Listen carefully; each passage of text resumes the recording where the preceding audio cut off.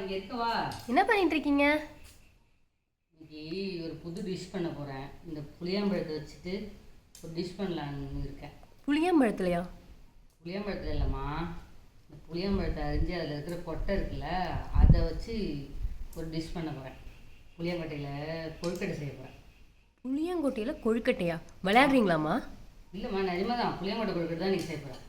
மா, எங்களை வச்சு ஃபன் ஏதாவது பண்ணுறீங்களா நீங்கள்? நல்லா இருக்குமா, ட்ரை பண்ணி பாரு. நான் செஞ்சு காமிக்கிறேன், சாப்பிட்டுட்டு சொல்லு அப்புறமா. அவ்வளோ நல்லாயிருக்கும். Welcome to Ammanga kitchen. உண்மையிலுமே இந்த புளியாங்கொட்டை வச்சு தாங்க நான் கொழுக்கட்டை செய்ய போகிறேன். இது ஒரு புதிய முயற்சி தான், ட்ரை பண்ணி பார்க்கலாம், நல்லா வரும் அப்படின்னு நம்பிக்கையில் இந்த புளியாங்கொட்டை கொழுக்கட்டையை செய்ய போகிறோம். அதுக்கு இப்போது நம்ம சட்டியில் புளியாங்கொட்டையை வறுத்து எடுத்துக்கலாம். இந்த ஐடியா எப்படி வந்துச்சுன்னா, சின்ன வயசு ஞாபகம் வந்தது. ஸ்கூலுக்கு எல்லாம் ஜாமெண்ட்ரி பாக்ஸில் புளியாங்கொட்டையை வறுத்து எடுத்துகிட்டு வருவாங்க. சில பேர் வறுத்துட்டு உப்பு போட்டு ஊற வச்சு எடுத்துகிட்டு வருவாங்க. அது நல்லாயிருக்கும், அது வாங்கி சாப்பிடும்போது. அந்த மாதிரி நல்லா இருக்குல்ல. நம்ம இந்த மாதிரி இதில் ஏதாவது ஒரு ஐடியா பண்ணி டிஷ் பண்ணலாமே அப்படின்னு யோசிச்சப்போ தான் புளி அரிஞ்சிட்டு இருந்தோமா, அந்த டயத்தில் இந்த புளியாங்கொட்டையை பார்த்த உடனே சரி இதில் வச்சு நம்ம புளியாங்கொட்டை கொழுக்கட்டை ட்ரை பண்ணலாமே அப்படின்னு யோசனை வந்தது. அதனால் இப்போ நம்ம அந்த புளியாங்கொட்டை கொழுக்கட்டை செய்கிறதுக்காக இப்போ இந்த புளியாங்கொட்டையை நம்ம வறுத்து எடுத்துக்கலாம். புளியாங்கொட்டை நல்லா வறுபட்டுடுச்சு, ஒரு 5 நிமிஷத்துக்கு மேலே வறுபட்டுடுச்சு. இப்போது நல்லா வறுபட்டது எப்படின்னு செக் பண்ணலாம். இதை உடச்சி பார்த்தா தோல் உடஞ்சதுன்னா வறுபட்டுடுச்சின்னு அர்த்தம். பாருங்கள், நல்லா உடஞ்சிருச்சு. இப்போ நம்ம அடுப்பை ஆஃப் பண்ணி புளியாங்கொட்டையை ஆற வச்சிடலாம்.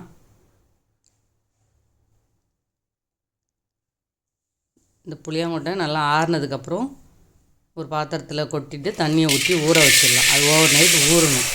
அப்படி இல்லாட்டினா நம்ம அந்த வறுபட்டதுக்கப்புறம் உரலில் இடிச்சியோ இல்லாட்டி சுத்தியலால் தட்டியோ அந்த ஓட்டை எடுத்துகிட்டு ஊற வச்சிட்டோம்னா நம்ம க்ளீன் பண்ணுறது ரொம்ப ஈஸி. இப்போது இந்த ஊற வச்சது க்ளீன் பண்ணுறது கொஞ்சம் கஷ்டம்னு நினைக்கிறேன். பார்ப்போம். பாருங்கள், இன்றைக்கி காலையில் எடுத்து பார்த்துறேன். இப்போ இந்த மாதிரி ஊறி இருக்குது, தோலும் நல்லா விடுது. இதை அப்புறம் க்ளீன் பண்ணி எடுத்துக்கலாம். பாருங்கள், நல்லா தோலெல்லாம் விட ஆரம்பிச்சிச்சு, நல்லா ஊறிடுச்சு. ஒரு நைட்டு ஃபுல்லாக ஊறிச்சில்ல, நல்லா ஊறிடுச்சு. இப்போ நம்ம இதை மாதிரி கசக்கிட்டு நல்லா க்ளீன் பண்ணி எடுத்துக்கலாம்.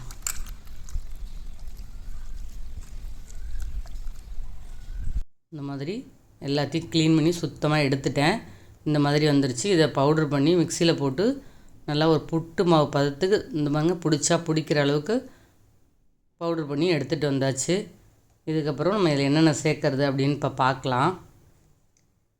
இதுக்கு தேவையான 1 ஸ்பூன் அரிசி மாவு.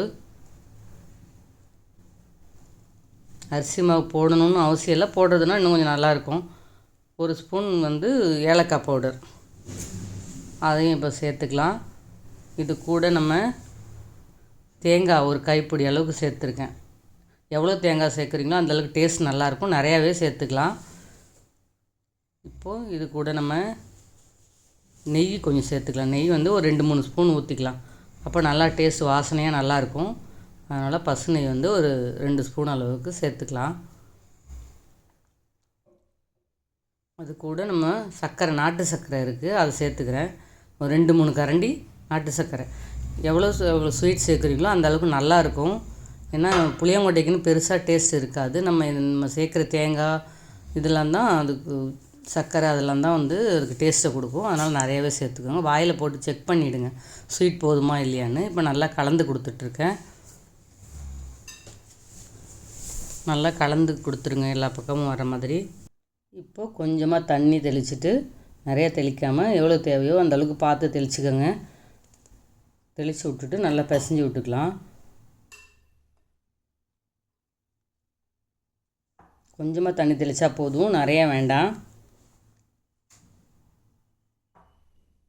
நல்லா பிசைஞ்சு கொடுத்துருங்க. நல்லா பிசைஞ்சால் தான் இந்த நாட்டு சர்க்கரை நம்ம பாகா ஊற்றல, அதனால் எல்லா பக்கமும் பிசைஞ்சு எடுத்துட்டோன்னா நம்ம பிடிக்கிறதுக்கு ஈஸியாக இருக்கும். இப்போது இதில் கொஞ்சமாக உப்பு சேர்த்துக்கலாம். உப்பு சேர்த்தா தான் ஸ்வீட்னஸ் கொஞ்சம் தூக்கலாக காமிக்கும். அதனால் உப்பு சேர்த்து நல்லா பிசைஞ்சு எடுத்துக்கலாம். இதுக்கப்புறம் நம்ம நல்லா பிசைஞ்சிட்டு புடி கொழுக்கட்டை எப்படி பிடிப்போமோ அதை மாதிரி உருண்டி நல்லா பிடிச்சி வச்சிடலாம். இப்படி டைட்டாக அமுக்கி பிடிச்சி வச்சுருங்க. இந்த மாதிரி எல்லாத்தையும் அழுத்தி பிடிச்சி வச்சுருங்க. எல்லா மாவையும் இது மாதிரி நல்லா டைட்டாக அழுத்தி பிடிச்சி நம்ம இப்போது அதுக்கப்புறம் ஆவியில் வேக வைக்க வேண்டியது தான். இதே மாதிரி எல்லாத்தையும் பிடிச்சி எடுத்துக்கலாம். இதே மாதிரி எல்லா கொழுக்கட்டையும் பிடிச்சி ஒரு பிளேட்டில் வச்சுட்டு அதுக்கப்புறம் நம்ம ஸ்டீமில் வேக வச்சிடலாம். பாருங்கள், எல்லாத்தையும் நம்ம பிடிச்சி எடுத்து வச்சாச்சு. இப்போது இட்லி பானையில் தண்ணியை வச்சு கொதித்ததுக்கப்புறம் இந்த மாதிரி ஸ்டீம் பண்ணுறதுல எண்ணெயை கொஞ்சம் தடவிட்டு எல்லாத்தையும் எடுத்து அடுக்கி வச்சிடலாம். அடுக்கி வச்சு இப்போ வேக வச்சிட வேண்டியது தான். ரொம்ப வேகணும் இல்லை, தண்ணி கொதிச்சதுக்கப்புறம் வச்சுட்டு ஒரு 2 நிமிஷம் வச்சாலே போதும். ஏன்னா புளியாங்கொட்டையில் ஒரு குழகுழப்பு தன்மையும் இருக்கும்ல, ரொம்ப நேரம் வேக வைக்க வேண்டாம். ஒரு 2 நிமிஷம் அளவுக்கு இல்லை 3 நிமிஷம் அப்படியே வச்சுட்டு உடனே எடுத்துடலாம். இப்போது தண்ணி நல்லா கொதிக்க ஆரம்பிச்சிருச்சு. இதை அப்படியே எடுத்து வச்சு ஒரு 2லேருந்து 3 நிமிஷம் இருந்தால் மட்டும் போதும். ரொம்ப நேரம் வேக வைக்க வேண்டியதில்லை, அந்த ஆவி பட்டாலே போதும். அது இப்போவே நல்லா புட்டு மாவு மாதிரி தான் இருக்குது. சாப்பிட்டு பார்த்தப்ப நல்லா டேஸ்ட்டாக இருக்குது. போதும், பாருங்கள், அவ்வளோதான், வெந்துருச்சு. இதுக்கப்புறம் நம்ம எடுத்துடலாம். பாருங்கள், நல்லா வெந்துருச்சு. இது அதுக்கப்புறம் எடுத்து ஆற வச்சுட்டு நம்ம அப்படியே சாப்பிட வேண்டியது தான். ரொம்ப சூப்பரான ஒரு வித்தியாசமான ஒரு முயற்சி, ஆனால் நல்லா டேஸ்டியாக வந்திருக்கு. இந்த புளியாங்கொட்டை கொழுக்கட்டை ரொம்ப ரொம்ப சிம்பிளாக ஈஸியாக முடிஞ்சிருச்சு. இதை நீங்களும் ட்ரை பண்ணி பாருங்கள். எப்பவும் போல் நம்ம சேனலை சப்போர்ட் பண்ணுங்கள், சப்ஸ்கிரைப் பண்ணிவிடுங்க, லைக் பண்ணிவிடுங்க, ஃப்ரெண்ட்ஸ் அண்ட் ஃபேமிலிக்கும் ஷேர் பண்ணிவிடுங்க. நன்றி, வணக்கம்.